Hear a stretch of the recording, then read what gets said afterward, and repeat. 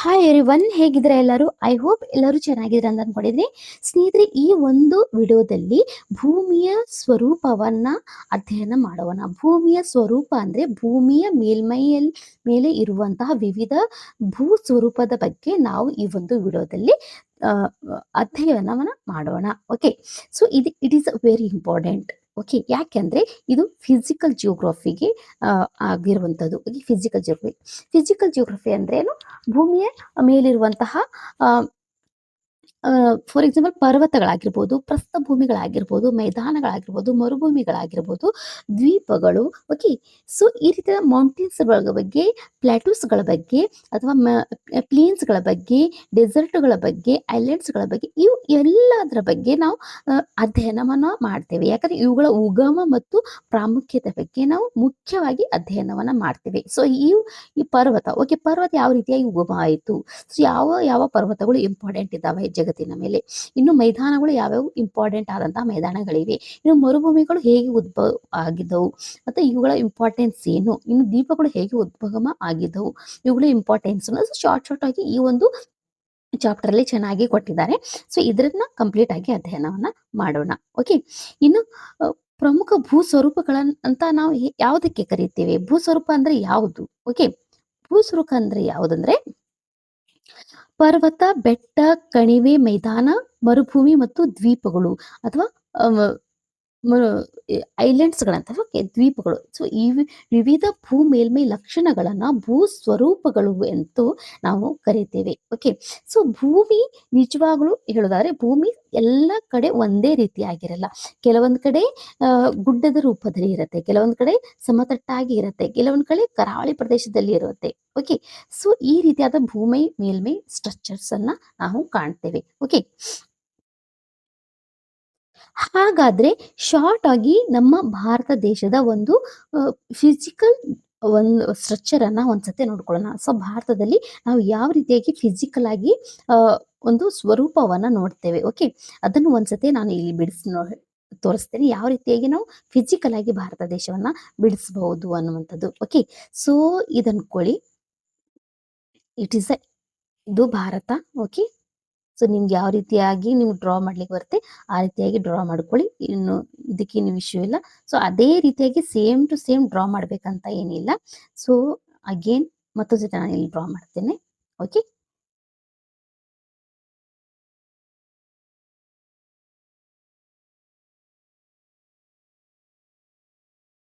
Okay, so ಈ ರೀತಿಯಾದಂತ ಭಾರತ ಇದೆ ಅಂತ ಅನ್ಕೊಳ್ಳಿ. ಓಕೆ, ಸೊ ಜಸ್ಟ್ ನಿಮ್ಗೆ ಅಂಡರ್ಸ್ಟ್ಯಾಂಡ್ ಮಾಡ್ಲಿಕ್ಕಷ್ಟೇ. ಸೊ ಇಲ್ಲಿ ಫಸ್ಟಿಗೆ ಬರುವಂತದ್ದು ಯಾವುದು? ನಾವು ಮೊದಲಿಗೆ ಉತ್ತರಕ್ಕೆ ನಾವು ಫಸ್ಟ್ ಏನ್ ನೋಡ್ತೇವೆ ಅಂದ್ರೆ ಎಲ್ಲರಿಗಿಂತ ಮೊದಲು ನಾವು ಫಿಸಿಕಲ್ ಆಗಿ, ಓಕೆ, ಫಿಸಿಕಲ್ ಅಂತ, ಓಕೆ, ಫಿಸಿಕಲ್ ಜಿಯೋಗ್ರಫಿಯಲ್ಲಿ ಮೊದಲಿಗೆ ನೋಡುವಂತದ್ದು ಯಾವ್ದಂದ್ರೆ ಮೊದಲಿಗೆ ಬರುವಂತದ್ದು ಇಲ್ಲಿ ಹಿಮಾಲಯ ಪರ್ವತಗಳು. Okay, Himalaya ranges. Okay, Himalaya ranges. So ಫಸ್ಟಿಗೆ ಬರುವಂತದ್ದು ಹಿಮಾಲಯ ರೇಂಜಸ್. ಆ ನಂತರ ಇಲ್ಲಿ ಬರುವಂತದ್ದು, ಅದ್ರ ಕೆಳಗೆ ಬರುವಂತದ್ದು ಯಾವುದು? ಗಂಗಾ ಯಮುನಾ ಪ್ಲೇನ್ಸ್, ಅಂದ್ರೆ ಗಂಗಾ ಯಮುನಾ ನದಿಗಳ ಒಂದು ಮೈದಾನಗಳು. ಓಕೆ, ಗಂಗಾ ಯಮುನಾ ನದಿಗಳ ಒಂದು ಮೈದಾನ. ಸೊ ಇದು ಪಕ್ಕಕ್ಕೆ ನಾವು ಏನ್ ಮಾಡ್ತೇವೆ ಅಂದ್ರೆ ಇದು ಏನು ಡೆಸರ್ಟ್ ಭಾಗ. ಓಕೆ, ನಮ್ಮ ಥಾರ್ ಡೆಸರ್ಟ್ ಇರುವಂತದ್ದು ಪಕ್ಕಕ್ಕೆ ಯಾವುದು? ಥಾರ್ ಡೆಸರ್ಟ್. ಓಕೆ, ಸೊ ಇನ್ನು ಇದಕ್ಕೆ ಈ ಸೈಡಿಗೆ ಅದಕ್ಕೆ ಕೆಳಗೆ ಬಂದ್ರೆ ಯಾವ್ದಾಗ್ತದೆ ಅಂದ್ರೆ ವೆಸ್ಟರ್ನ್ ಘಾಟ್ ಅಂತ ಹೇಳ್ತೇವೆ. ವೆಸ್ಟರ್ನ್ ಘಾಟ್. ಓಕೆ, ವೆಸ್ಟರ್ನ್ ಅಂದ್ರೆ ಪಶ್ಚಿಮ ಪರ್ವತ ಶ್ರೇಣಿಗಳು, Western Ghats. Okay, westerns ghats, ಪಶ್ಚಿಮ ಪರ್ವತ ಶ್ರೇಣಿಗಳು. ಇನ್ನು ಇದಕ್ಕೆ ಈ ಜಂಕ್ಷನ್ಗೆ ಜಾಯಿಂಟ್ ಆಗಿನೇ ಮೇಲೆ ಪೂರ್ವಕ್ಕೆ ಬರುವಂತದ್ದೇ ಈಸ್ಟರ್ನ್ ಘಾಟ್ಸ್, ಅಂದ್ರೆ ಪೂರ್ವದ ಪರ್ವತ ಶ್ರೇಣಿಗಳು. ಓಕೆ, ಪೂರ್ವದ ಪರ್ವತ ಶ್ರೇಣಿಗಳು ಈಸ್ಟರ್ನ್ ಘಾಟ್ಸ್ ಅಂತಾನು ಕೂಡ ಕರೆಯಲಾಗತ್ತೆ. ಇನ್ನು ಇದ್ರ ಮಧ್ಯದಲ್ಲೇ ಬರುವಂತದ್ದು ಯಾವ್ದಂದ್ರೆ ಡೆಕ್ಕನ್ ಪ್ಲಾಟೂ. ಸೊ ಇದೆಲ್ಲ ನೀವು ಸಣ್ಣದಿದ್ದಾಗಲೇ ನೀವೆಲ್ಲ ಕೇಳಿದ್ರಿ, ಎಲ್ಲ ನೀವು ಸ್ಟಡಿಯನ್ನ ಮಾಡಿದ್ರಿ ಇವುಗಳ ಬಗ್ಗೆ. ಓಕೆ, ಸೊ ಇದೇನಾಯ್ತು ನಮ್ದು, ಇದು ಡೆಕ್ಕನ್ ಪ್ಲಾಟೂ. ಇದ್ಯಾವುದು? ಡೆಕ್ಕನ್ ಪ್ಲಾಟೂ. ಓಕೆ, ಸೊ ಇದೇ ನಮ್ಗೆ ಇದಷ್ಟೇ ನಮ್ಗೆ ಇರುವಂತಹ ಒಂದು ಫಿಸಿಕಲ್ ಜಿಯೋಗ್ರಫಿ ಅಲ್ಲ. ಸೊ ಇದರಲ್ಲಿ ಈ ಒಂದು ಐಲ್ಯಾಂಡ್ಸ್ ಕೂಡ ಇದಾವೆ. ಸೊ ಅಂಡಮಾನ್ ಅಂಡ್ ನಿಕೋಬಾರ್ ಅನ್ನುವಂತಹ ನಮ್ದು ಒಂದು ಐಲ್ಯಾಂಡ್ಸ್ ಒಂದು ಪಾರ್ಟ್ಸ್ ಕೂಡ ಇದೆ. ಇನ್ನು ಲಕ್ಷದ್ವೀಪ ಒಂದು ಕೋರಲ್ ರೀಫ್ ಇಂದ ಉಗಮವಾಗಿರುವಂಥದ್ದು ಲಕ್ಷದ್ವೀಪಗಳು. ಓಕೆ, ಲಕ್ಷದ್ವೀಪದ ಒಂದು ಕೂಡ ಇಲ್ಲಿ ಕೂಡ ನಾವು ಐಲ್ಯಾಂಡ್ಸ್ ಅನ್ನ ಕಾಣ್ತೇವೆ. ಸೊ ಈ ರೀತಿಯಾದಂತಹ ಒಂದು ಸ್ಟ್ರಕ್ಚರ್, ಓಕೆ, ನಮ್ಮ ಭಾರತ ದೇಶದಲ್ಲಿ ಈ ರೀತಿಯಾದಂತಹ ಸ್ಟ್ರಕ್ಚರ್. ಸೊ ಫಸ್ಟಿಗೆ ಬರುವಂಥದ್ದು ಹಿಮಾಲಯ ಪರ್ವತ ಶ್ರೇಣಿಗಳು, ಆಮೇಲೆ ಗಂಗಾ ಯಮುನಾ ನದಿ, ಓಕೆ, ಗಂಗಾ ಯಮುನಾ ನದಿಗಳ ಒಂದು ಮೈದಾನ, ಓಕೆ, ಪ್ಲೇನ್. ಆನಂತರ ಡೆಸರ್ಟ್ ಭಾಗ, ಓಕೆ, ನಮ್ಮ ಥಾರ್ ಡೆಸರ್ಟ್, ಓಕೆ. ಆ ನಂತರ ಇರುವಂಥದ್ದು ಒಂದು ನಮ್ದು ಡೆಕ್ಕನ್ ಪ್ಲಾಟೂ, ದಕ್ಕನ್ ಪ್ರಸ್ಥಭೂಮಿ, ಓಕೆ. ಆ ನಂತರ ಏನು ವೆಸ್ಟರ್ನ್ ಘಾಟ್ಸ್, ಈಸ್ಟರ್ನ್ ಘಾಟ್ಸ್, ಇದರಲ್ಲೂ ಕೂಡ ನಾವು ಡಿವಿಷನ್ ಅನ್ನ ಮಾಡ್ತೇವೆ. ಓಕೆ, ನಮ್ಮ ಭಾರತ ದೇಶದ ಫಿಸಿಕಲ್ ಜಿಯೋಗ್ರಫಿ ಈ ರೀತಿಯಾಗಿ ಡಿವಿಷನ್ ಅನ್ನ ಮಾಡ್ತೇವೆ. ಓಕೆ, ಇದರ ಬಗ್ಗೆ ಇಷ್ಟು ಶಾರ್ಟ್ ಆಗಿ ಹೇಳಿದ್ದೇನೆ. ಓಕೆ, ಮುಂದಿನ ವಿಡಿಯೋದಲ್ಲಿ ಇದನ್ನೇ ಒಂದು ಎಕ್ಸ್ಪ್ಲೇನ್ ಆಗಿ ಒಂದೊಂದಾಗಿ ನೋಡ್ತಾ ಹೋಗೋಣ. ಓಕೆನಾ? ಓಕೆ, ಇದನ್ನೇ ಹೇಳಿದ್ ನಾನು. ಏನಂದ್ರೆ ನಾವು ನಮ್ಮ ಭೂಮಿ ಮೇಲೆ ಭೂಮಿ ಏನಿದೆ ಅಂದ್ರೆ ಒಂದೇ ರೀತಿಯಾಗಿ ಭೂಮಿ ಇರುವುದಿಲ್ಲ. ಇವು ಆ ಸಮತಟ್ಟ, ಒಂದ್ ಕಡೆ ತಗ್ಗು, ಏನು ಉಬ್ಬರ ಕೂಡ ಇರುತ್ತೆ, ತಗ್ಗು ಕೂಡ ಆಗಿರುತ್ತೆ. ಕೆಲವು ಕಡೆ ಎತ್ತರ ಕೂಡ ಇರುವಂತದ್ದು, ಕೆಲವೆಡೆ ನೀರಿನಿಂದ ತುಂಬಿರುತ್ತೆ, ಕೆಲವೆಡೆ ಡೆಸರ್ಟ್ ಇದಾವೆ. ಸೊ ಈ ರೀತಿಯಾದ ಭೂಮಿಯ ಮೇಲ್ಮೈ ಲಕ್ಷಣಗಳು ಕಾಣ್ತೇವೆ. Okay, okay. ಸೊ ಇನ್ನೇನೆಂದ್ರೆ ಸ್ನೇಹಿತರೆ, ಯಾವುದೇ ಭೂ ಸ್ವರೂಪವು ಶಾಶ್ವತವಲ್ಲ.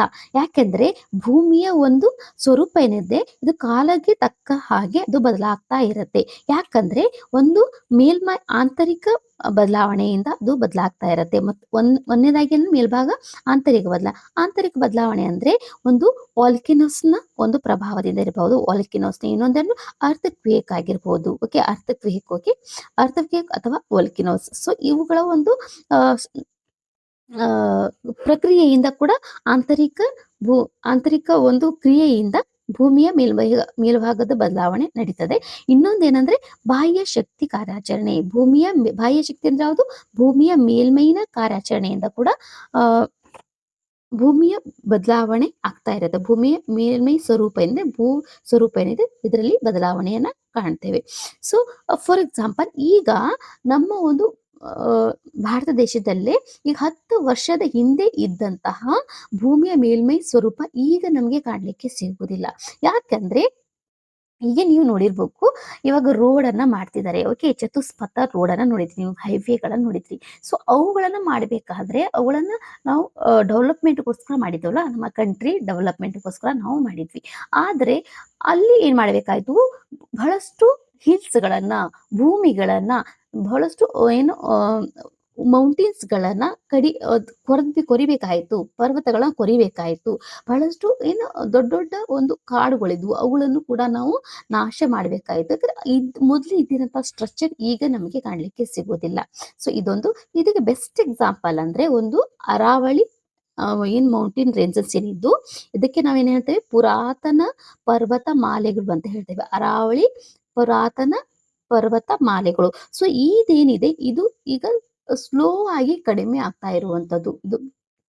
ಸೊ ಇದೇ ಒಂದು ಡೆವಲಪ್ಮೆಂಟ್ಗೋಸ್ಕರ, ಓಕೆ, ಡೆವಲಪ್ಮೆಂಟ್ಗಾಗಿ ಇದರ ಒಂದು ನಾಶ ಆಗ್ತಿರುವಂತದ್ದು ಕೂಡ ನಾವು ಕಾಣ್ತೇವೆ. ಸೊ ಕರೆಂಟ್ ಅಫೇರ್ಸ್ ಕೂಡ ನೀವು ಓದಿರ್ಬೇಕು. ಓಕೆ, ಹಾಗಾದ್ರೆ ಭೂ ಸ್ವರೂಪದ ವಿಧಗಳು ಎಷ್ಟಿದಾವೆ?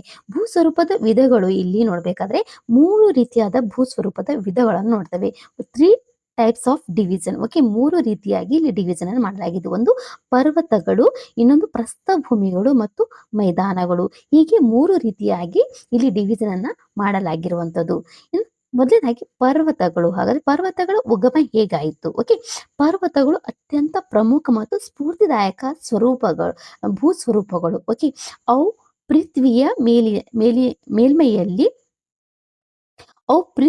ಮೇಲ್ಮೈಯಲ್ಲಿ ಸುತ್ತಲಿನ ಪ್ರದೇಶಗಳಿಗಿಂತ ಎತ್ತರವುಳ್ಳ ಮತ್ತು ಮೇಲಕ್ಕೆತ್ತಲ್ಪಟ್ಟ ಭೂಭಾಗಗಳಾಗಿವೆ. ಓಕೆ, ಏನು ಭೂಮಿ ಮೇಲಕ್ಕೆ ಎತ್ತಲ್ಪಟ್ಟಂತಹ, ಈ ರೀತಿಯಾಗಿ ಮೇಲಕ್ಕೆ ಎತ್ತಲ್ಪಟ್ಟಂತಹ ಒಂದು ಭೂಭಾಗಗಳನ್ನು ನಾವೇನಂತೇವೆ, ಪರ್ವತಗಳು ಅಂತ ಹೇಳ್ತೇವೆ. ಇನ್ನು ಈ ಪರ್ವತಗಳ ಒಂದು ತುದಿ ಏನಿದೆ, ಮೇಲಿರುವಂತ ಇದು ಪೀಕ್ ಅಂತ ಹೇಳ್ತೇವಲ್ವಾ.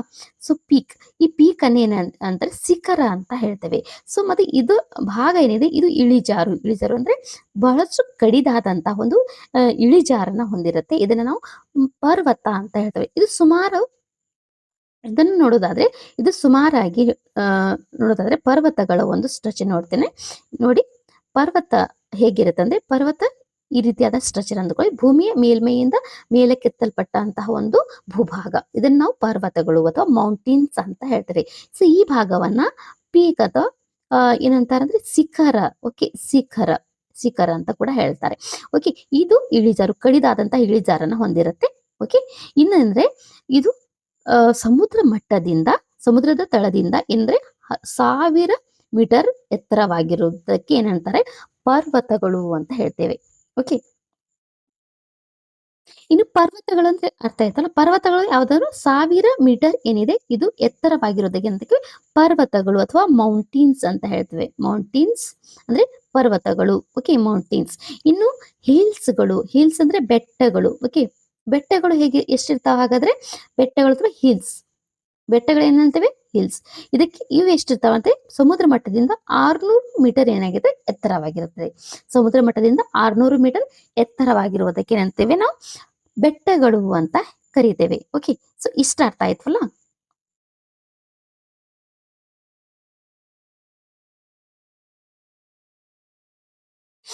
ಓಕೆ, ಇಲ್ಲಿದೆ ನೋಡಿ. ಬೆಟ್ಟವು ಸಹ ಪೃಥ್ವಿಯ ಒಂದು ನೈಸರ್ಗಿಕ ಎತ್ತರವುಳ್ಳ ಭಾಗ, ಆದರೆ ಅದು ಪರ್ವತವೊಂದರಷ್ಟು ಎತ್ತರವುಳ್ಳದಲ್ಲ. ಅಂದ್ರೆ ಪರ್ವತರಷ್ಟು ಇದು ಎತ್ತರವಾಗಿರಲ್ಲ, ಮತ್ತು ಬೆಟ್ಟಗಳು ಸಾಮಾನ್ಯವಾಗಿ 600 ಮೀಟರ್ ಎತ್ತರವುಳ್ಳವು. ಓಕೆ, ಇನ್ನು ಇಳಿಜಾರು ಅಷ್ಟೊಂದು ಕಡಿದಾಗಿರಲ್ಲ. ಇದ್ರ ಇಳಿಜಾರು ಏನಾಗಿರುತ್ತೆ, ಈ ರೀತಿಯಾದಂತಹ ಒಂದು ಸ್ವಲ್ಪ ಮಟ್ಟಿಗೆ. ಓಕೆ, ಪರ್ವತ ಅಷ್ಟು ಇದು ಇಳಿಜಾರು ಏನಾಗಿದೆ, ಇಷ್ಟು ಕಡಿದಾಗಿರಲ್ಲ, ಬಟ್ ಸ್ವಲ್ಪ ಇದು ಇಳಿಜಾರಾಗಿರುತ್ತೆ. ಇದಕ್ಕೇನಂತ ಬೆಟ್ಟಗಳು ಅಂತ ಕರಿತೇವೆ. ಇನ್ನು ಶಿಖರಗಳು. ಓಕೆ, ಇನ್ನು ಶಿಖರಗಳುಳ್ಳ ಅಥವಾ ಶಿಖರ ಇಲ್ಲದ ಪರ್ವತಗಳನ್ನ, ಸಾಲುಗಳನ್ನ ನಾವು ಪರ್ವತ ಶ್ರೇಣಿಗಳು ಅಥವಾ ಮೌಂಟೇನ್ ರೇಂಜಸ್ಗಳು ಅಂತ ಕರಿತೇವೆ. ಓಕೆ, ಶಿಖರ, ಈ ಪರ್ವತ ಶ್ರೇಣಿಗಳಿಗೆ ಶಿಖರ ಕೂಡ ಇರುತ್ತೆ, ಅಥವಾ ಶಿಖರಗಳು ಇಲ್ಲದೆ ಕೂಡ ಇರಬಹುದು. ಅವುಗಳೇ ನಾವು ಪರ್ವತ ಶ್ರೇಣಿಗಳು ಅಂತ ಕರಿತೀವಿ. ಸೊ ಫಾರ್ ಎಕ್ಸಾಂಪಲ್ ಯಾವ್ದಂದ್ರೆ, ಇಲ್ಲಿ ಹಿಮಾಲಯ ಪರ್ವತ ಶ್ರೇಣಿಗಳು. ಓಕೆ, ಹಿಮಾಲಯ ಪರ್ವತ ಶ್ರೇಣಿಗಳು ಇದು ಎಲ್ಲಿ ಲೊಕೇಟೆಡ್ ಆಗಿರುವಂತಹ ಹಿಮಾಲಯ ಪರ್ವತ ಶ್ರೇಣಿ, ನಮ್ಮ ಭಾರತದಲ್ಲಿ. ಓಕೆ, ಇನ್ನು ಆಲ್ಪ್ಸ್ ಅನ್ನುವಂಥದ್ದು ಯುರೋಪ್ದಲ್ಲಿ ಲೊಕೇಟೆಡ್ ಆಗಿದೆ. ಇನ್ನು ಆಂಡಿಸ್ ಏನಿದೆ, ಇದು ದಕ್ಷಿಣ ಅಮೆರಿಕದಲ್ಲಿ ಲೊಕೇಟೆಡ್ ಆಗಿರುವಂತದ್ದು. ಇನ್ನು ರಾಕಿ ಪರ್ವತ ಶ್ರೇಣಿ ಇದೆ, ಇದು ಉತ್ತರ ಅಮೆರಿಕದಲ್ಲಿ ಲೊಕೇಟೆಡ್ ಆಗಿರುವಂತದ್ದು. ಸೊ ಇಷ್ಟು ನೆನ್ಪಿಟ್ಕೊಳ್ಳಿ. ಸೊ ಇದರ ನೋಟ್ಸ್ ಯಾವ ರೀತಿಯಾಗಿ ಮಾಡಬೇಕು, ಸೊ ಇದು ಒಂದು 10 ಪೇಜಿನ ಒಂದು ಬುಕ್, ಒಂದು ಒಂದು ಚಾಪ್ಟರ್ ಇದೆ ಅಂದ್ರೆ, ಇದಕ್ಕೆ ಒಂದೇ ಪೇಜ್ ನಲ್ಲಿ ಯಾವ ರೀತಿಯಾಗಿ ನೋಟ್ಸ್ ಮಾಡುವುದಂತ ಕೂಡ ನಾನು ತೋರಿಸ್ತೇನೆ. ಓಕೆ, ಸೊ ಇಷ್ಟು ಮೊದಲು ನೋಡ್ತಾ ಹೋಗಿ. ಓಕೆ, ಇದನ್ನ ಮೊದಲು ಅಂಡರ್ಸ್ಟ್ಯಾಂಡ್ ಮಾಡ್ತಾ ಹೋಗಿ. ಓಕೆನಾ. ಇನ್ನು ಪರ್ವತಗಳ ವಿಧಗಳನ್ನು ನೋಡಿದ್ವಲ್ಲ. ಸೊ ಪರ್ವತಗಳ ವಿಧಗಳು. ಸೊ ಪರ್ವತಗಳು ಸಾಮಾನ್ಯವಾಗಿ ಶಿಲಾಸ್ತರ, ಮಡಿಕೆ ಮತ್ತು ಜ್ವಾಲಾಮುಖಿಗಳಂತಹ ಆಂತರಿಕ ಶಕ್ತಿಗಳಿಂದ ನಿರ್ಮಾಣವಾಗಿರುತ್ತೆ.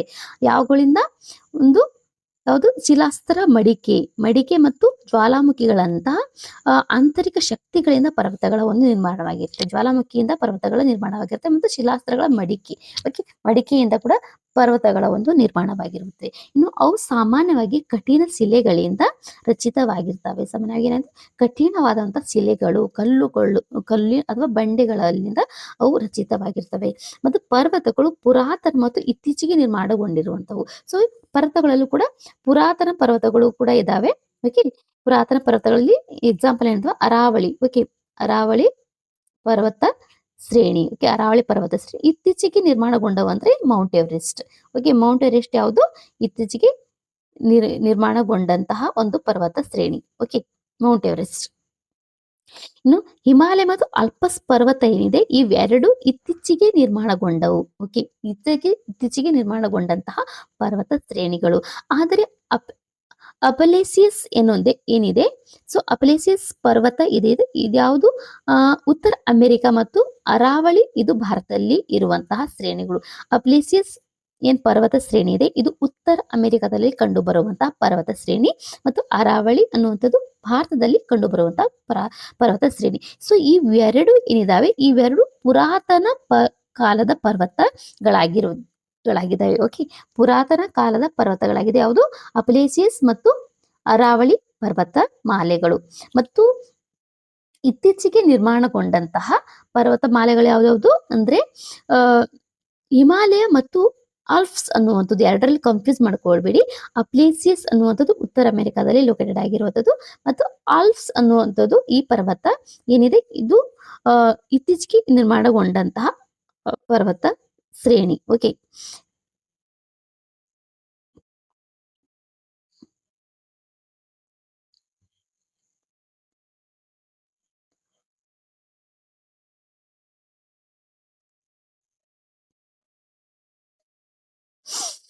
ಇನ್ನು ನಿರ್ಮಾಣದ ಆಧಾರದ ಮೇಲೆ ಪರ್ವತಗಳನ್ನ ಕೂಡ 3 ಭಾಗಗಳನ್ನಾಗಿ ವಿಂಗಡಿಸಲಾಗತ್ತೆ.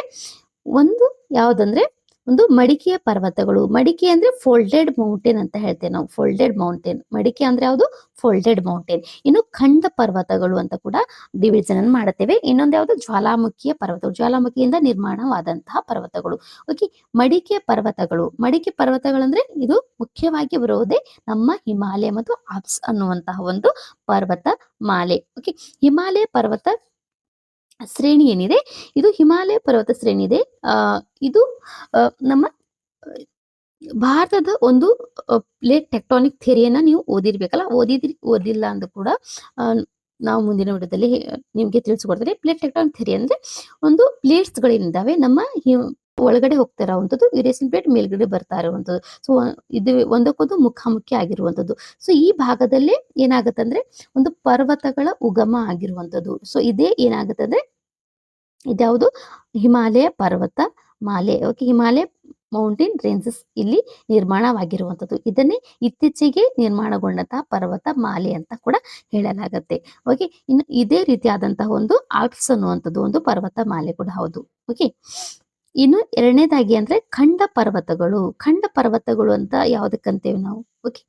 ಖಂಡ ಪರ್ವತಗಳು ಅಂದ್ರೆ ಎರಡು ಸಮಾನಾಂತರ ಶಿಲಾಸ್ತಂಭಗಳ ನಡುವಣ ಭಾಗವು ಮೇಲಕ್ಕೆತ್ತಲ್ಪಡುವುದರಿಂದ ನಿರ್ಮಾಣಗೊಂಡಿರುತ್ತವೆ. ಅವುಗಳು ಅತಿ ಎತ್ತರವಾಗಿರಲ್ಲ. ಉದಾಹರಣೆಗೆ ಸಿಯೆರಾ ನಿವೇಡಾ ಅನ್ನುವಂಥದ್ದು ಉತ್ತರ ಅಮೆರಿಕಾದಲ್ಲಿ ಇರುವಂತಹ ಒಂದು ಪರ್ವತಮಾಲೆ. ಇನ್ನು ವ್ಯಾಸೇಜ್ ಅನ್ನುವಂಥದ್ದು ಯುರೋಪ್ನಲ್ಲಿ ಕಂಡುಬರ್ತೇವೆ. ವ್ಯಾಸೇಜ್ ಅನ್ನೋದು ಯುರೋಪ್ ಮತ್ತು ಸಿಯೆರಾ ನಿವೇಡಾ ಅನ್ನುವಂಥದ್ದು ಉತ್ತರ ಅಮೆರಿಕಾದಲ್ಲಿ ಲೊಕೇಟೆಡ್ ಆಗಿರುವಂಥದ್ದು. ಇದು ಖಂಡ ಪರ್ವತಗಳಿಗೆ ಉದಾಹರಣೆ. ಹೀಗೆ ನೆನ್ಪಿಟ್ಕೊಳ್ಳಿ ಇಷ್ಟು. ಇನ್ನು ಜ್ವಾಲಾಮುಖಿ ಪರ್ವತ ಶ್ರೇಣಿಗಳು. ಜ್ವಾಲಾಮುಖಿ ಅಂದ್ರೆ ಅರ್ಥಕ್ವೇಕ್. ಇದು ನಿಂದ ನಿರ್ಮಾಣಗೊಂಡಂತಹ ಪರ್ವತ ಮಾಲೆಗಳು. ಓಕೆ. ಜ್ವಾಲಾಮುಖಿ ಸ್ಫೋಟದಿಂದ ನಿರ್ಮಾಣಗೊಂಡಂತಹ ಒಂದು ಪರ್ವತ ಮಾಲೆಗಳು. ಓಕೆ. ಸೊ ಇದ್ಯಾವುದಂದ್ರೆ ಜ್ವಾಲಾಮುಖಿಯಿಂದ ಏನು ಅವುಗಳ ಒಂದು ತಳೆನಾಗಿದೆ ವಿಸ್ತಾರವಾಗಿರುತ್ತೆ. ಜ್ವಾಲಾಮುಖಿಯ ಒಂದು ತಳೆನಾಗಿರುತ್ತೆ ವಿಸ್ತಾರವಾಗಿರುತ್ತೆ ಮತ್ತು ಎತ್ತರವಾದಂತಹ ಶಂಖಾಕೃತಿಯ ಶಿಖರ ಇದು ಹೊಂದ್ಕೊಂಡಿರುತ್ತೆ ಈ ಜ್ವಾಲಾಮುಖಿ ಪರ್ವತಗಳು. ಉದಾಹರಣೆಗೆ ಜಪಾನಿನ ಒಂದು ಫ್ಯುಜಿಯಾಮ ಅನ್ನುವಂತಹ ಒಂದು ಪರ್ವತ ಏನಿದೆ, ಇದು ಜ್ವಾಲಾಮುಖಿಯಿಂದ ನಿರ್ಮಾಣಗೊಂಡಂತಹ ಪರ್ವತ. ಇನ್ನು ತಾಂಜಿಯಾನದಲ್ಲಿ ಇರುವಂತಹ ಕಿಲಿಮಂಜಾರೋ. ಸೊ ಇದು ನೆನ್ಪಿಟ್ಕೊಳ್ಳಿ. ತಾಂಜಿಯಾನದಲ್ಲಿ ಕಿಲಿಮಂಜಾರೋ ಮತ್ತು ಜಪಾನ್ ನಲ್ಲಿರುವಂತದ್ದು ಫ್ಯುಜಿಯಾಮ. ಇವು ಯಾವುದು? ಜ್ವಾಲಾಮುಖಿಯ ಪರ್ವತಗಳು. ಓಕೆ. ಜ್ವಾಲಾಮುಖಿಯ ಒಂದು ಸ್ಫೋಟಿತ ವಸ್ತುಗಳಿಂದ ಅಥವಾ ಸ್ಫೋಟಿತ ವಸ್ತುಗಳ ಒಂದು ರಾಶಿಯಿಂದ ನಿರ್ಮಾಣಗೊಂಡಂತಹ ಪರ್ವತಗಳು ಇವೆರಡು. ಓಕೆ.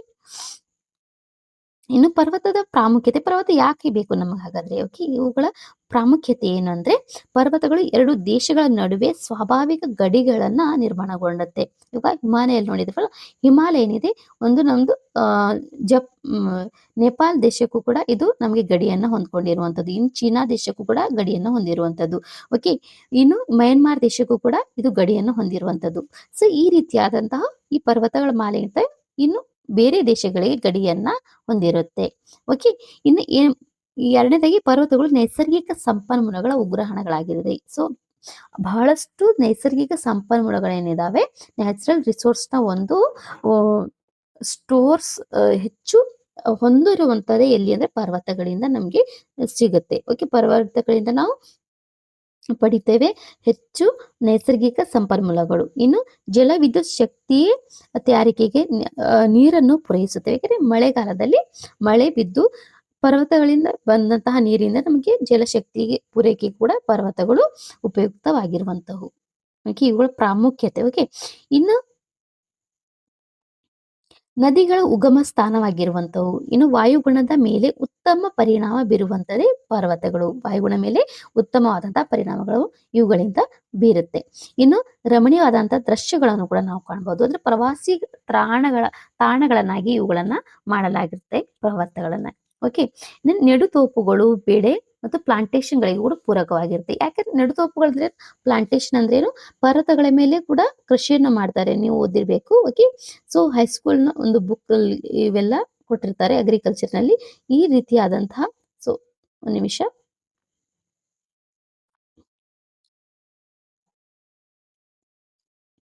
ಸೊ ಇದು ಪರ್ವತ ಅಂತ ಅನ್ಕೊಳ್ಳಿ.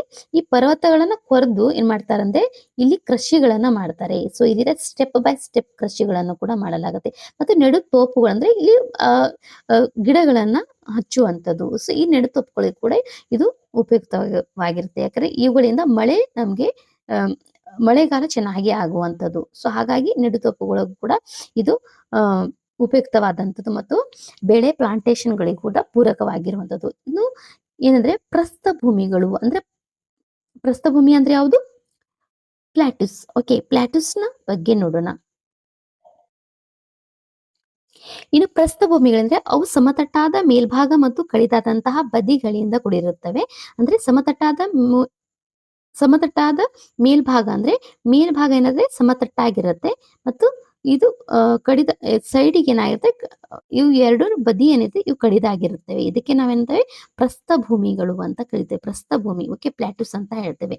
ಓಕೆ, ಇನ್ನು ಇವುಗಳನ್ನ ಪೀಠ ಭೂಮಿ ಅಂತಾನೂ ಕೂಡ ಕರೆಯಲಾಗುತ್ತೆ. ಸಾಮಾನ್ಯವಾಗಿ ಪ್ರಸ್ಥಭೂಮಿಗಳು ಸುತ್ತಮುತ್ತಲಿನ ಪ್ರದೇಶಗಳಿಗಿಂತ ಒಮ್ಮೆಲೆ ಎತ್ತರವಾಗಿದ್ದು ಸಣ್ಣ ಪ್ರಮಾಣದ ಏರಿಳಿತವನ್ನ ಹೊಂದಿರುತ್ತವೆ. ಓಕೆ, ಕೆಲವು ಪ್ರಸ್ಥಭೂಮಿಗಳು ವಿಶಾಲವಾಗಿರ್ತವೆ. ನಮ್ಮ ಭಾರತದಲ್ಲಿ ಕಂಡುಬರುವಂತಹ ಪ್ರಸ್ಥಭೂಮಿ ಯಾವುದು? ದಕ್ಕನ್ ಪ್ರಸ್ಥಭೂಮಿ.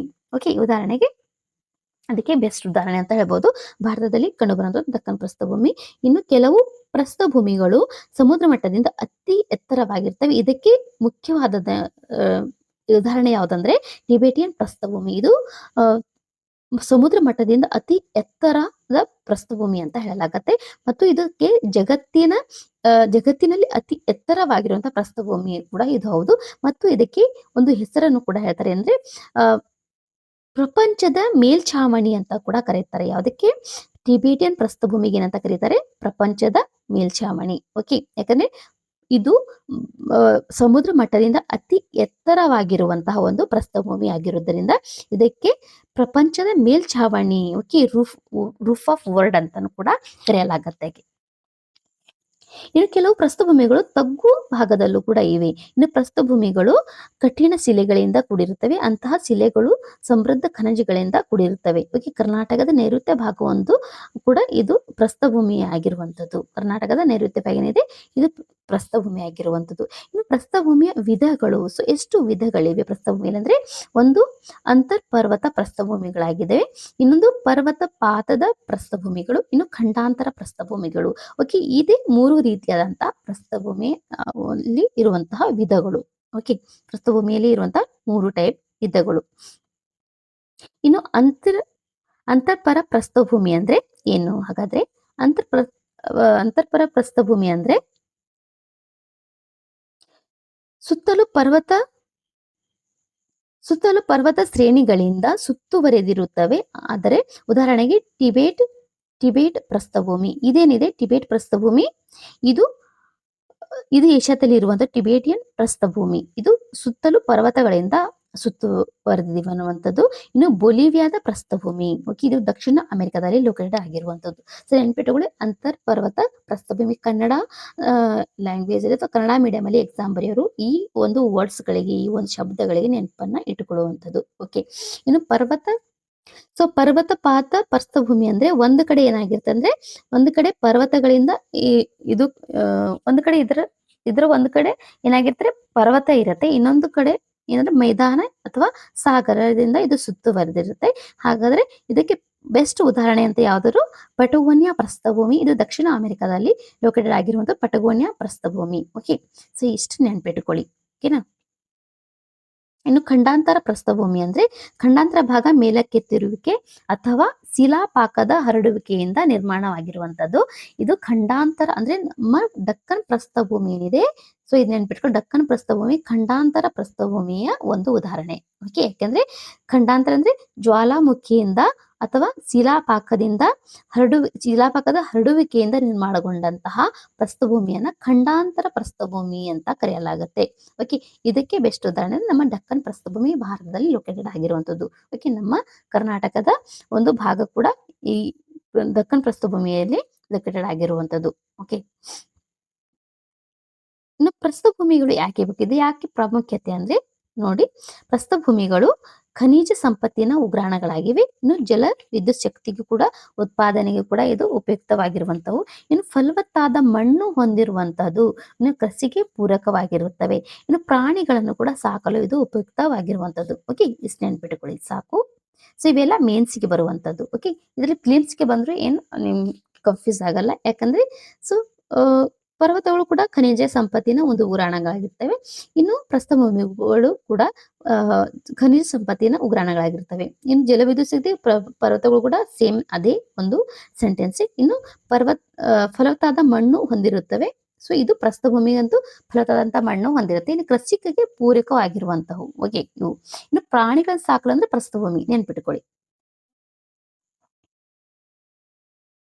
ಓಕೆ, ಇನ್ನು ಮೈದಾನಗಳು ವಿಶಾಲವಾದ ಮತ್ತು ಸಮತಟ್ಟಾದ ಅಥವಾ ಸ್ವಲ್ಪವೇ ಏರಿಳಿತ ಉಳ್ಳಂತಹ ಅಥವಾ ತಗ್ಗಾದ ಭೂಭಾಗಗಳನ್ನ ನಾವೇನಂತ ಕರಿತೇವೆ, ಮೈದಾನಗಳಂತ ಕರಿತೇವೆ. ಓಕೆ, ಸೊ ಮೈದಾನಗಳು ಮುಖ್ಯವಾಗಿ ಆರ್ಥಿಕವಾಗಿ ಮಹತ್ವವನ್ನು ಹೊಂದಿರುತ್ತವೆ. ಇದು ನೆನ್ಪಿಟ್ಕೊಳ್ಳಿ. ಮೈದಾನಗಳು ಯಾವುದು ಮುಖ್ಯವಾಗಿ ಆರ್ಥಿಕವಾಗಿ ಇವು ಮಹತ್ವವನ್ನು ಹೊಂದಿರ್ತವೆ. ಯಾಕಂದ್ರೆ ಇವು ಕೃಷಿಗೆ ಮುಖ್ಯವಾಗಿ ಉಪಯುಕ್ತವಾಗಿರುವಂತವು.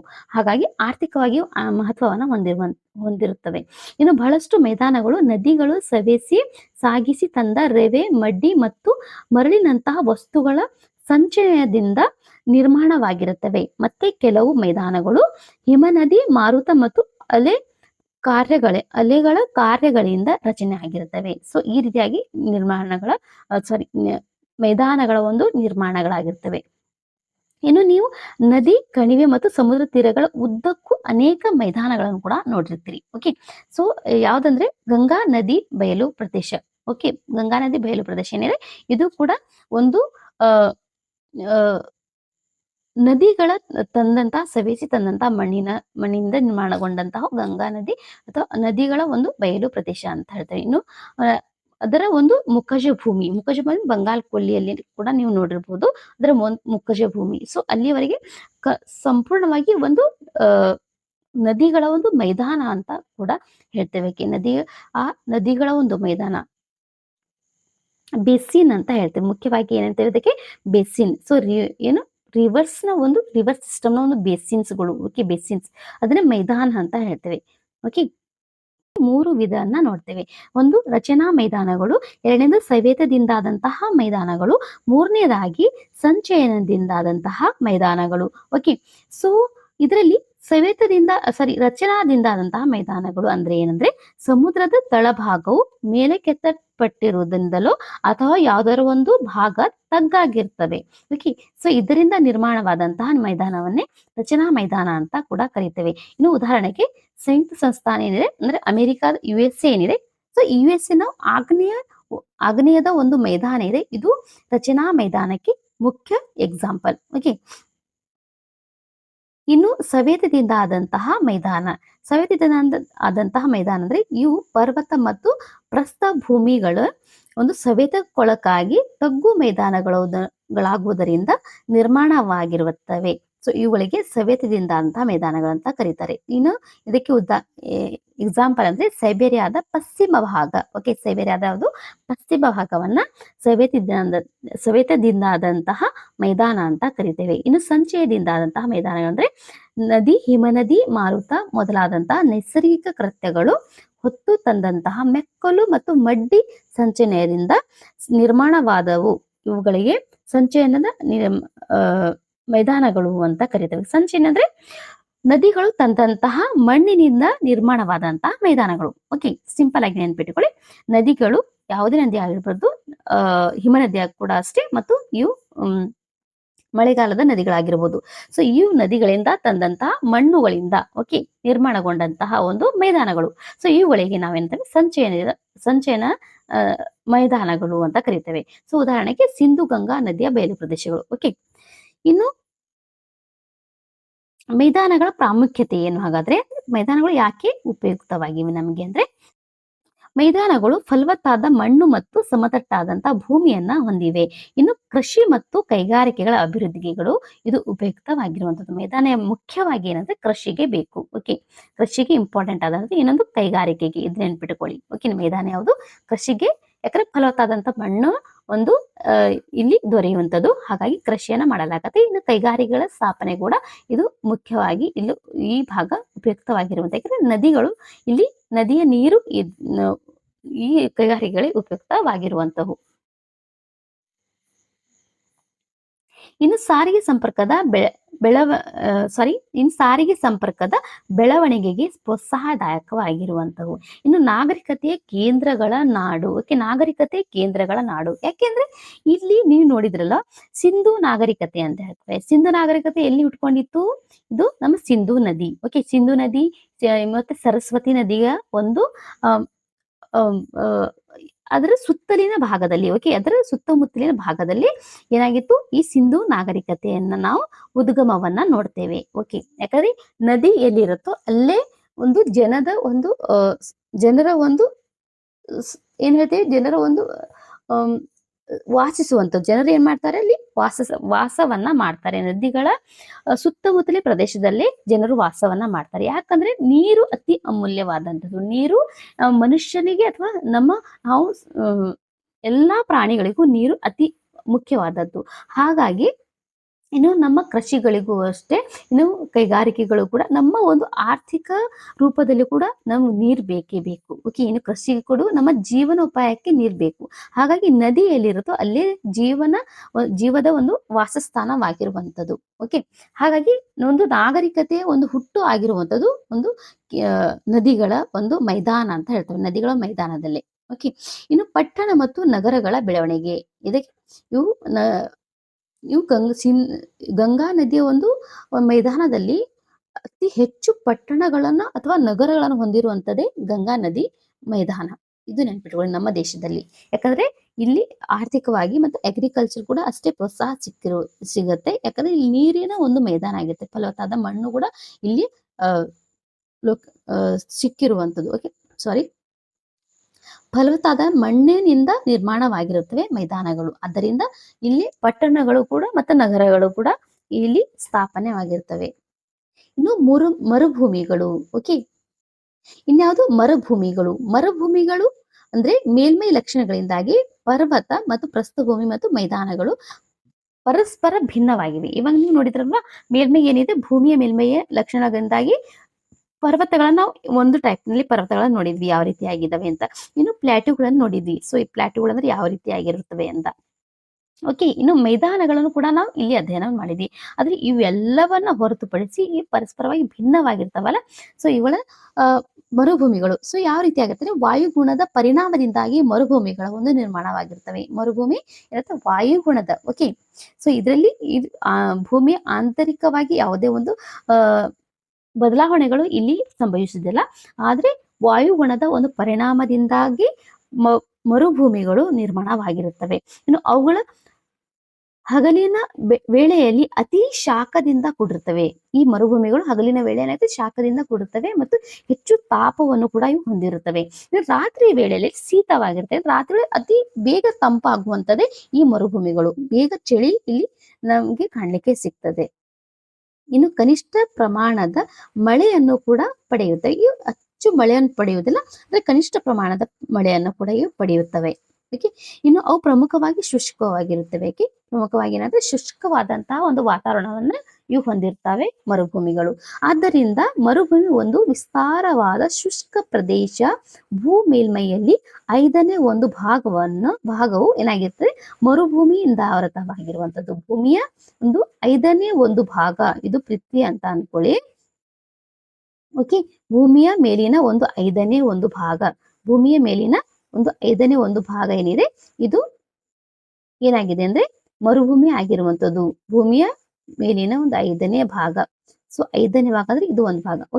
ಸೊ ಇದೇ ಒಂದು ಭಾಗ ಏನಾದ್ರು ಡೆಸರ್ಟ್ ಇಂದ ಕೂಡಿರುವಂತದ್ದು.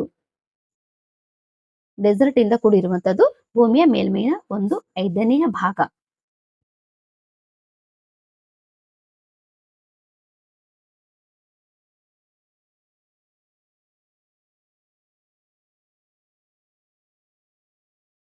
ಹಾಗಾದ್ರೆ ಮರುಭೂಮಿಗಳು ಶಿಲಾಮಯ ಅಥವಾ ಮರಳುಮಯವಾಗಿರುವಂತವು. ಮರುಭೂಮಿಯಲ್ಲಿ ನೋಡಿದ್ರಲ್ವಾ, ಶಿಲಾಮಯ ಅಥವಾ ಮರಳುಮಯವಾಗಿರುವಂತಹ ಮರುಭೂಮಿಗಳನ್ನ ನಾವು ಜಗತ್ತಿನಾದ್ಯಂತ ಕಾಣ್ತೇವೆ.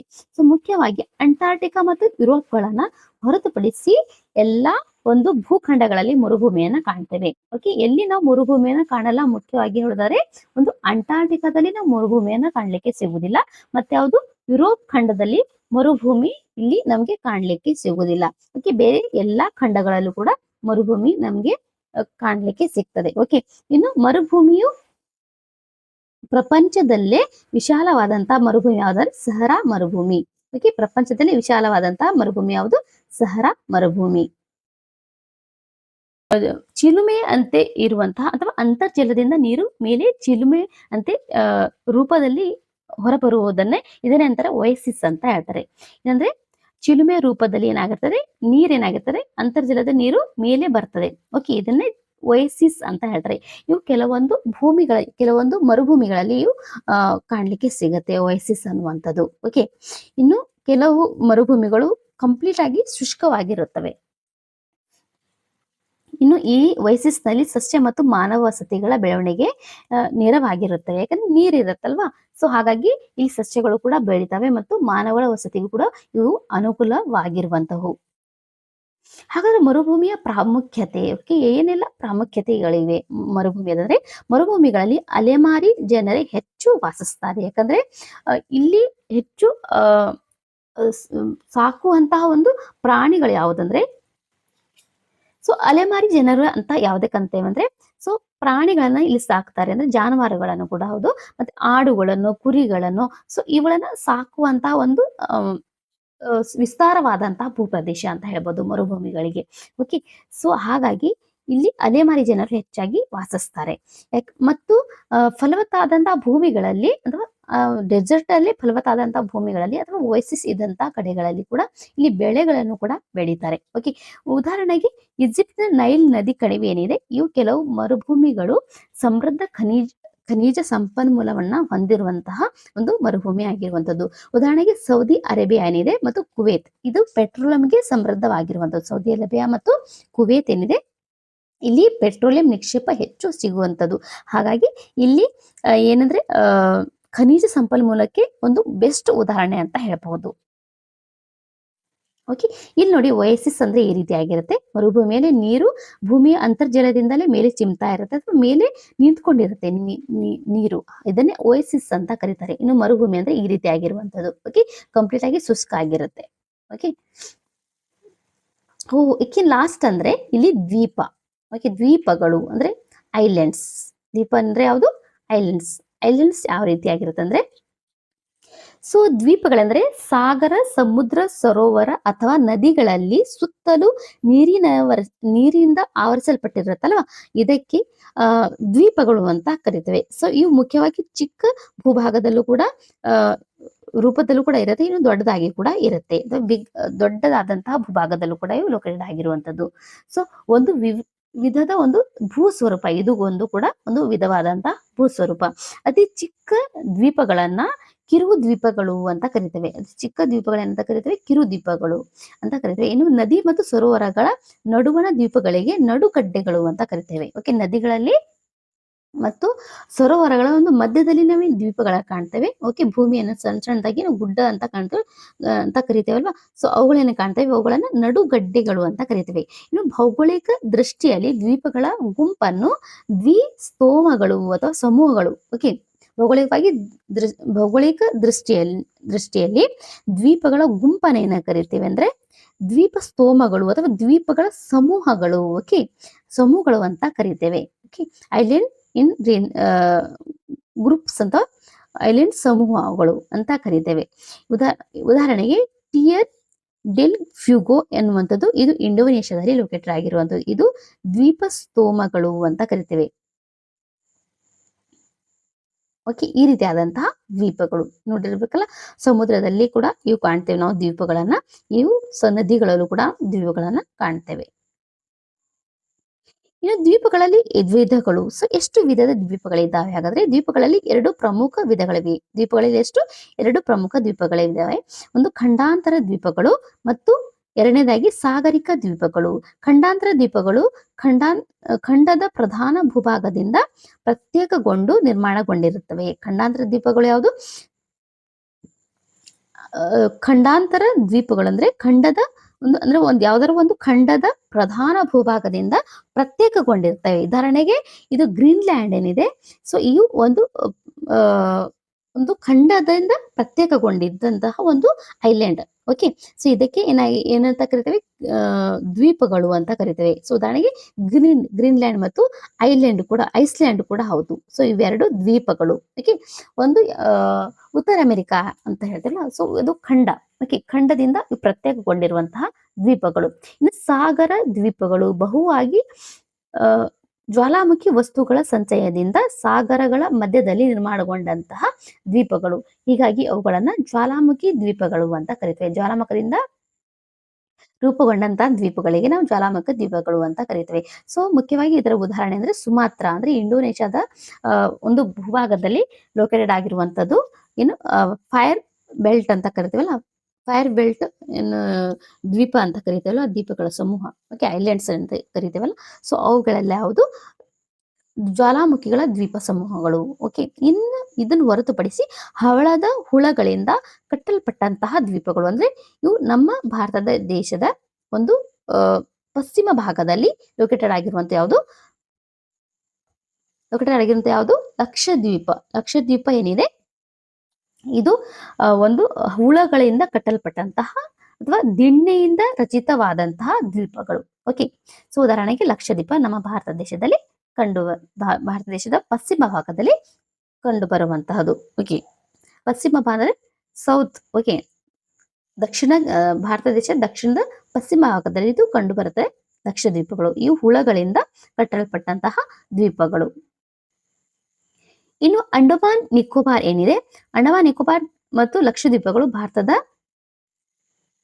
ಪ್ರಮುಖ ದ್ವೀಪಗಳಾಗಿವೆ. ಇನ್ನು ಕರ್ನಾಟಕದ ತೀರದಲ್ಲೂ ಕೂಡ ದ್ವೀಪಗಳಿವೆ. ಸೊ ಉದಾಹರಣೆಗೆ ಸೇಂಟ್ ಮೇರಿ ದ್ವೀಪ ಏನಿದೆ, ಸೊ ಸೇಂಟ್ ಮೇರಿ ದ್ವೀಪವನ್ನೇ ಕೋಕೋನಟ್ ದ್ವೀಪ ಅಂತ ಕರೆಯಲಾಗತ್ತೆ. ಸೊ ಇದು ಕರ್ನಾಟಕದ ತೀರದಲ್ಲಿ ಅಥವಾ ಕರ್ನಾಟಕದ ಕರಾವಳಿ ತೀರದಲ್ಲಿ ಕಂಡು ಬರುವಂತಹ ದ್ವೀಪ ಯಾವುದು? ಸೇಂಟ್ ಮೇರಿ ದ್ವೀಪ ಅಥವಾ ಕೋಕೋನಟ್ ದ್ವೀಪ. ಓಕೆ, ಇನ್ನು ದ್ವೀಪಗಳ ಮಹತ್ವವನ್ನು ನೋಡಿದರೆ ದ್ವೀಪಗಳು ಬಹಳ ಅನುಕೂಲವಾದಂತಹ ವಾಯುಗುಣ ಹೊಂದಿರುವಂತವು, ಇನ್ನು ಆಕರ್ಷಣೀಯ ಪ್ರವಾಸಿ ತಾಣಗಳಾಗಿರುವಂತವು. ಇನ್ನು ಮೀನುಗಾರಿಕೆಗೆ ಇದಂತೂ ಅತಿ ಮುಖ್ಯವಾದಂತಹ ಒಂದು ತಾಣ ಅಂತ ಕರೀಬಹುದು. ಓಕೆ, ದ್ವೀಪಗಳಿಗೆ. ಇನ್ನು ಪ್ರಪಂಚದ ಪ್ರಮುಖ ಸ್ವಾಭಾವಿಕ ಪ್ರದೇಶಗಳು. ಓಕೆ, ಸೊ ಇದರ ಅರ್ಥ ಏನಂದ್ರೆ ಒಂದೇ ರೀತಿಯ ಪ್ರಾಕೃತಿಕ ಲಕ್ಷಣಗಳನ್ನ ಹೊಂದಿರುವಂತಹ ಭಾಗಗಳನ್ನ ಒಗ್ಗೂಡಿಸಿ ಏನಂತ ಕರಿತೇವೆ ಅಂದ್ರೆ ಸ್ವಾಭಾವಿಕ ಪ್ರದೇಶಗಳು. ಓಕೆ, ಸ್ವಾಭಾವಿಕ ಪ್ರದೇಶಗಳು ಅಂತ ಕರಿತೇವೆ. ಅಂದ್ರೆ ಪ್ರತಿಯೊಂದು ಸ್ವಾಭಾವಿಕ ಪ್ರದೇಶವು ತನ್ನದೇ ಆದಂತಹ ಸ್ಪಷ್ಟವಾದಂತಹ ಗುಣಲಕ್ಷಣಗಳನ್ನ ಹೊಂದಿರುತ್ತೆ. ಸೊ ಉದಾಹರಣೆಗೆ ವಾಯುಗುಣ, ಮೇಲ್ಮೈ ಲಕ್ಷಣ, ಮಣ್ಣು, ಸಸ್ಯವರ್ಗ, ಪ್ರಾಣಿ ವರ್ಗ, ಮಾನವನ ವೃತ್ತಿ ಮುಂತಾದವುಗಳು ಅವುಗಳ ಪ್ರಮುಖ ಲಕ್ಷಣಗಳಾಗಿರುತ್ತವೆ. ಸೊ ಹಾಗಾಗಿ ಅವುಗಳು ಒಂದೇ ಪ್ರದೇಶದಲ್ಲಿಯ ವ್ಯತ್ಯಾಸಗಳು ಬೇರೆ ಬೇರೆ ಪ್ರದೇಶಗಳಲ್ಲಿಯ ವ್ಯತ್ಯಾಸಗಳಿಗಿಂತ ಕಡಿಮೆ ಆಗಿರುತ್ತವೆ. ಸೊ ಆದ್ರೆ ಅಂತಹ ಪ್ರದೇಶಗಳ ಮಧ್ಯೆ ಯಾವುದೇ ನಿಖರವಾದ ಮೇರೆ ಇರುವುದಿಲ್ಲ. ಹಾಗಾಗಿ ಅವುಗಳ ವಿಸ್ತಾರ ಮತ್ತು ಮಿತಿಗಳು ಕೇವಲ ಅಂದಾಜಾಗಿರುತ್ತವೆ. ಸೊ ಉದಾಹರಣೆಗೆ ಇಲ್ಲಿ ನೋಡಿ, ಸೊ ಈ ಒಂದು ಮ್ಯಾಪ್ ಅನ್ನು ನೋಡಿ. ಸೊ ಈ ಮ್ಯಾಪ್ ಅಲ್ಲಿ ಕ್ಲಿಯರ್ ಆಗಿ ಕೊಟ್ಟಿದ್ದಾರೆ ಸ್ವಾಭಾವಿಕ ಲಕ್ಷಣಗಳು ಯಾವ ರೀತಿ ಆಗಿರ್ತವೆ ಅಂತ ನೋಡಿ. ಸಮಭಾಜಕ ವೃತ್ತದ ಪ್ರದೇಶಗಳು ಇಲ್ಲಿ ನೀವು ನೋಡಿರ್ಬೋದು. ಈ ಸೌತ್ ಅಮೆರಿಕಾದ ಒಂದು ಖಂಡ ಏನಿದೆ, ಈ ಖಂಡದಲ್ಲಿ ಇಲ್ಲಿ ಕಾಣ್ತೇವೆ ನಾವು. ಓಕೆ, ಗ್ರೀನ್ ಇಲ್ಲಿ ಕಾಣ್ತಾ ಇರುವಂತದ್ದು ಇವೇನು ಸಮಭಾಜಕ ವೃತ್ತ ಪ್ರದೇಶದ ಒಂದು ಪ್ರದೇಶಗಳು. ಸೊ ಇಲ್ಲಿ ಸುಮಾತ್ರ ಮತ್ತು ಇಂಡೋನೇಷ್ಯಾದ ಒಂದು ಭಾಗ. ಓಕೆ, ಸೊ ಐಲ್ಯಾಂಡ್ಸ್ ಗಳಿಂದಾವೆ. ಸೊ ಈ ಭಾಗದಲ್ಲಿ ಕಾಣ್ತೇವೆ. ಓಕೆ, ಇನ್ನು ಉಷ್ಣವಲಯದ ಹುಲ್ಲುಗಾವಲು ಪ್ರದೇಶಗಳು. ಓಕೆ, ಇನ್ನು ಇಲ್ಲಿ ಪ್ಯಾರೆಟ್ ಗ್ರೀನ್ ಇದೆ, ಅಂದ್ರೆ ಲೈಟ್ ಗ್ರೀನ್ ಅಲ್ಲಿ ಕಾಣುವಂಥದ್ದು ಉಷ್ಣವಲಯದ ಹುಲ್ಲುಗಾವಲುಗಳು. ಸೊ ಈ ರೀತಿಯಾದಂತಹ ಒಂದು ಬೇರೆ ಬೇರೆ ರೀತಿಯಾದಂತಹ ಒಂದು ಒಂದೇ ಪ್ರದೇಶದಲ್ಲಿ ಬೇರೆ ಬೇರೆ ರೀತಿಯಾದಂತಹ ಒಂದು ವ್ಯತ್ಯಾಸಗಳನ್ನ ನಾವು ಕಾಣಬಹುದು. ಸೊ ಈ ಮ್ಯಾಪ್ ಅನ್ನ ನೀವು ಕ್ಲಿಯರ್ ಆಗಿ ಒಂದ್ಸಲ ನೋಡ್ಕೊಳ್ಳಿ. ಸೊ ಈ ಮ್ಯಾಪ್ ಅಲ್ಲಿ ಪ್ರದೇಶಗಳು ಒಂದೇ ರೀತಿ ಆಗಿರ್ತವೆ. ಇಲ್ಲಿ ನೋಡಿ ಖಂಡಗಳು ಒಂದೇ ರೀತಿಯಾಗಿದ್ದಾವೆ, ಆದ್ರೂ ಕೂಡ ಇಲ್ಲಿ ಲಕ್ಷಣಗಳು ಬೇರೆ ಬೇರೆ ಆಗಿದ್ದಾವೆ. ಓಕೆ, ಸೊ ಲಕ್ಷಣಗಳು ಬೇರೆ ಬೇರೆ ರೀತಿ ಆಗಿರ್ತವೆ. ಸೊ ಈ ಒಂದು ಮ್ಯಾಪ್ ಅನ್ನ ಕ್ಲಿಯರ್ ಆಗಿ ನೋಡ್ಕೊಳ್ಬಹುದು. ಇನ್ನು ಟೈಗಾ ಅಂದ್ರೆ ಎಲ್ಲಿ ಬರುತ್ತೆ? ಓಕೆ, ಟೈಗಾ ಅಂದ್ರೆ ಎಲ್ಲಿ ಬರ್ತದೆ ಮತ್ತು ಟುಂಡ್ರಾ ಪ್ರದೇಶಗಳು ಅಂದ್ರೆ ಯಾವುದು? ಓಕೆ, ಅತಿ ಮೇಲೆ ಬರುವಂತದ್ದು ಟುಂಡ್ರಾ ಟೈಗಾ ಅನ್ನುವಂಥದ್ದು. ಸೊ ಇದನ್ನ ಸ್ವಲ್ಪ ಕ್ಲಿಯರ್ ಆಗಿ ಓದ್ಕೊಂಡ್ರೆ ಆಯ್ತು. ಓಕೆ, ಪಿಂಕ್ ಅಂದ್ರೆ ಇಲ್ಲಿ ಮೇಲೆ ಕೊಟ್ಟಿದ್ದಾರೆ ನೋಡಿ, ಮೇಲೆ ಅತಿ ಹಿಮ, ಕಂಪ್ಲೀಟ್ ಆಗಿ ಹಿಮದಿಂದ ಆವೃತವಾದಂತಹ ಪ್ರದೇಶವನ್ನು ನಾವು ಟುಂಡ್ರಾ ಅಂತ ಕರಿತೇವೆ. ಇನ್ನು ಟೈಗಾ ಪ್ರದೇಶಗಳು ಅಂತ ಕೂಡ ಕರಿತೇವೆ. ಟೈಗಾ ಅಂದ್ರೆ ಅದ್ರ ಕೆಳಗೆ ಬರುವಂತಹ ಪ್ರದೇಶಗಳು. ಸೊ ಇವುಗಳಿಗೆ ಏನಂದ್ರೆ ಟೈಗಾ ಪ್ರದೇಶಗಳು ಅಂತ. ಓಕೆ, ಸೊ ಈ ರೀತಿಯಾದಂತಹ ಒಂದು ಆ, ಒಂದೇ ಪ್ರದೇಶಗಳು ಒಂದೇ ರೀತಿ ಆಗಿದ್ದು ಕೂಡ ಇನ್ನು ಅವುಗಳಲ್ಲಿ ವ್ಯತ್ಯಾಸವನ್ನ ಕಾಣ್ತೇವೆ. ಓಕೆ, ಸೊ ಈ ಒಂದು ಚಾಪ್ಟರ್ ಅಲ್ಲಿ ಇಷ್ಟು ನಾವು ಒಂದು ಆ ದ್ವೀಪಗಳ ಬಗ್ಗೆ ಮತ್ತು ಮೌಂಟೇನ್ಸ್ಗಳ ಬಗ್ಗೆ, ಮರುಭೂಮಿಗಳ ಬಗ್ಗೆ ಮತ್ತು ಪ್ಲೇಟೂಗಳ ಬಗ್ಗೆ ಈ ಒಂದು ಚಾಪ್ಟರ್ ಅಲ್ಲಿ ಅಧ್ಯಯನವನ್ನು ಮಾಡಿದ್ವಿ.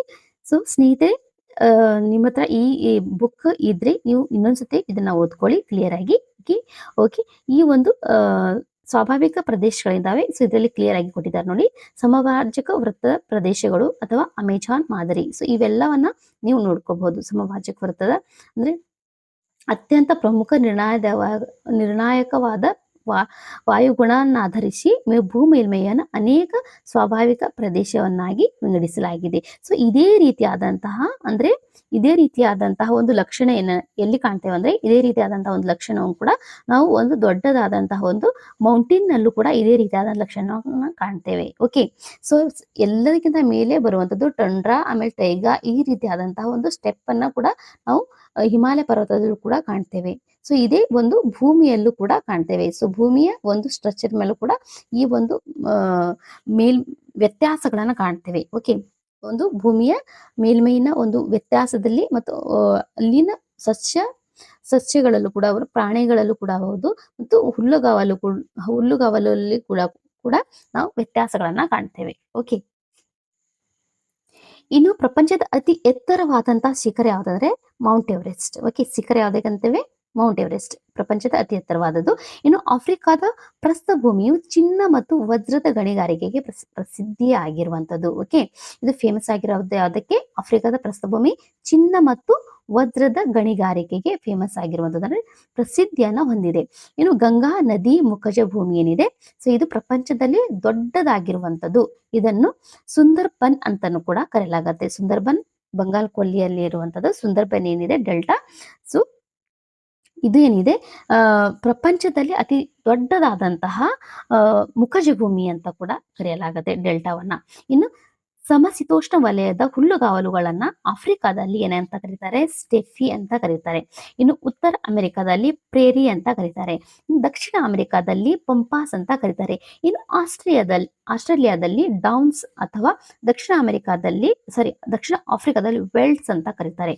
ಓಕೆ, ಸೊ ಇದನ್ನ ಒಂದು ರೀತಿಯಲ್ಲಿ ನೀವು ಇದರ ಪಟ್ಟಿ ಅಂತ ಒಂದು ಲೈನ್ಸ್ ಬೈ ಲೈನ್ಸ್ ಅಂತ ನೀವು ಬರೀಕೊಳ್ಬಹುದು. ಹೌದಂದ್ರೆ ಆಫ್ರಿಕಾದಲ್ಲಿ ಏನಂತ ಕರೀತಾರೆ, ಇದೇ ಒಂದೇ ಹುಲ್ಲುಗಾವಲನ್ನ ಬೇರೆ ಬೇರೆ ಪ್ರದೇಶದಲ್ಲಿ ಬೇರೆ ಬೇರೆ ಹೆಸರಿನಿಂದ ಕರೀತಾರೆ. ಅಂದ್ರೆ ಸಮಶೀತೋಷ್ಣ ವಲಯದ ಹುಲ್ಲುಗಾವಲನ್ನ ಏನಂತ ಕರೀತಾರೆ? ಆಫ್ರಿಕಾದಲ್ಲಿ ಸ್ಟೆಫಿ, ಉತ್ತರ ಅಮೆರಿಕಾದಲ್ಲಿ ಪ್ರೇರಿ, ದಕ್ಷಿಣ ಅಮೆರಿಕಾದಲ್ಲಿ ಪಂಪಾಸ್, ಆಸ್ಟ್ರೇಲಿಯಾದಲ್ಲಿ ಡೌನ್ಸ್ ಮತ್ತು ದಕ್ಷಿಣ ಅಮೆರಿಕಾದಲ್ಲಿ ವೆಲ್ಡ್ಸ್ ಅಂತ ಕರೀತಾರೆ. ಓಕೆ, ಇಷ್ಟು ನೆನ್ಪಿಟ್ಟುಕೊಳ್ಳಿ. ಇನ್ನು ಭಾರತದ ವಾಯುವ್ಯ ಭಾಗದಲ್ಲಿ ಉಷ್ಣ ವಲಯದ ಥಾರ್ ಮರುಭೂಮಿ ಇರುವಂತದ್ದು.